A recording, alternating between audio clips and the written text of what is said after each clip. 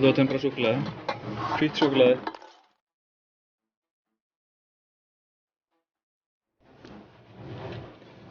Þú kemst þessu. Dökkt súkkulaði. Komum við niður í 31 gráður. Dræmt 45 gráður.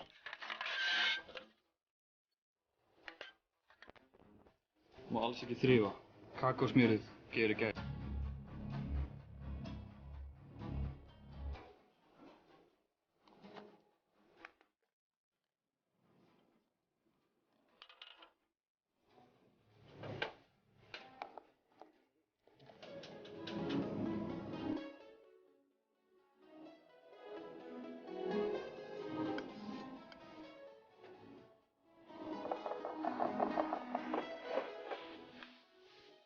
Svo er mikilvægt að